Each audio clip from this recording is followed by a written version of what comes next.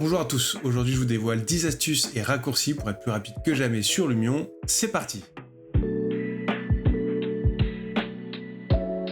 Vous démarrez avec Lumion et vous n'avez pas l'habitude de vous déplacer dans le logiciel qui reprend les bases d'un déplacement d'un jeu vidéo.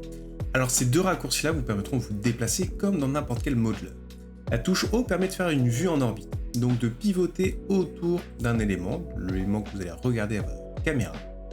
Et le double clic droit permet de déplacer la caméra vers là où est la souris. Il faut savoir que dans Lumion, si vous mettez votre souris à un endroit et que vous zoomez, la caméra n'ira pas vers là où est la souris mais vers le viseur. Alors que si vous double-cliquez, la caméra se déplacera vers le point où est votre souris. Le placement de masse de groupe. Alors le placement de masse permet de tracer une ligne et de placer plein d'objets d'un coup, que ce soit de la végétation, des personnages ou des véhicules. Mais ce que vous ne saviez peut-être pas, c'est qu'on peut aussi placer en masse des groupes, que ce soit des massifs déjà faits, des groupes de personnages déjà réalisés, pour gagner beaucoup plus de temps dans la conception de vos projets. Vous souhaitez récupérer la couleur d'une texture pour l'appliquer à une autre matière ou à un objet de Lumion? Alors rien de plus simple, alors vous pouvez copier-coller le code hexadécimal, HSV, RGB, mais sinon vous mettez votre souris sur la palette de couleurs, vous appuyez sur CTRL-C, vous allez sur votre matière, sur la palette de couleurs, vous appuyez tout simplement sur CTRL-V. Je vous interromps un petit instant, si jamais la vidéo vous plaît, n'hésitez pas à cliquer sur le bouton like et à vous abonner et activer la cloche pour avoir toutes les infos des nouvelles vidéos. Allez, je vous laisse reprendre la vidéo. Combien de fois sur vos rendus, il y a des objets qui étaient mal placés ou qui étaient hors champ et que vous souhaitez redéplacer pour qu'ils arrivent dans le champ, mais quand vous repassez en mode photo, malheureusement ils étaient toujours mal placés.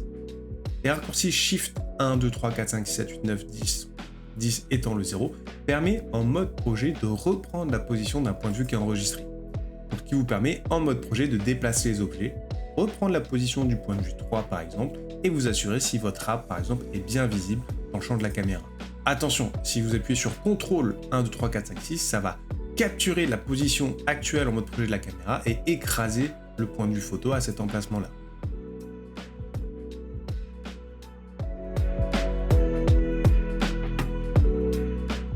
Le raccourci F11 permet en mode photo de basculer en plein écran. Comme si vous faisiez votre rendu, ensuite vous déplacez dans le projet, dès que vous vous arrêtez, vous faites un clic pour lancer l'aperçu.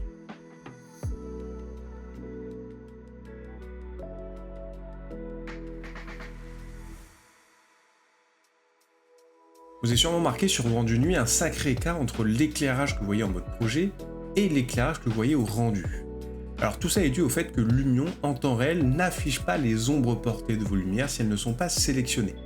Donc on va avoir l'impression que la lumière traverse les murs par exemple, ou traverse les étages en mode projet, c'est pas le cas au rendu. Pourtant, ça peut être assez perturbant pour régler les paramètres de vos lumières. Sachez que en mode projet, si vous appuyez sur la touche F8 ou vous la maintenez enfoncée, Lumion va afficher toutes les ombres portées. Par contre, attention, ça risque de demander des ressources et faire ralentir Lumion. Parlant de ralentissement, on peut changer des paramètres dans Lumion pour que l'affichage soit plus simple, et du coup ça demande moins de ressources pour que le logiciel soit plus fluide. Les raccourcis F1, F2, F3 et F4 permettent de changer la qualité d'affichage surtout des lumières et des ombres. En F1, vous n'avez plus aucune ombre portée ni d'anti-aliasing, donc vous allez avoir les bords des objets en escalier, pas très nets. F2, vous allez avoir des ombres portées assez sommaires, pas d'anti-aliasing.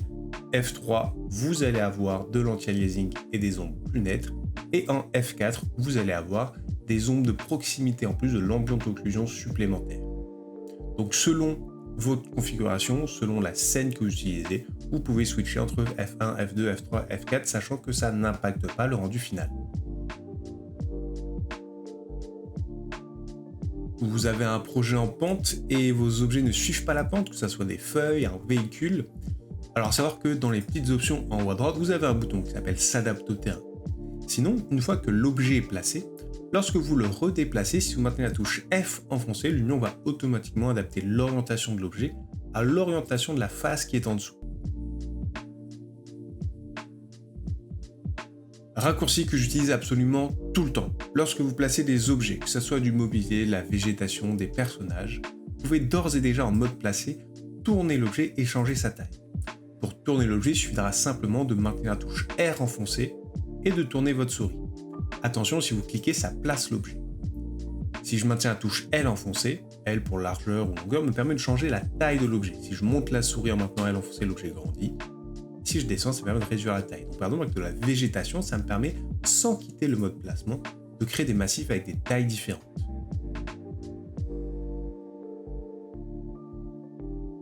Contrôle vous permet de créer un cadre de sélection, pour sélectionner plein d'objets en même temps. Mais si vous souhaitez rajouter des objets à cette sélection, le problème c'est que si vous faites CTRL et un autre cadre de sélection, ça va désélectionner votre premier cadre. Le raccourci tout simplement, c'est de manière CTRL plus SHIFT si vous voulez créer d'autres cadres de sélection et les rajouter à la sélection actuelle. C'est tout pour aujourd'hui. N'hésitez pas à me dire si vous avez d'autres astuces, d'autres raccourcis que vous utilisez. Et moi je vous dis à bientôt pour des prochaines vidéos.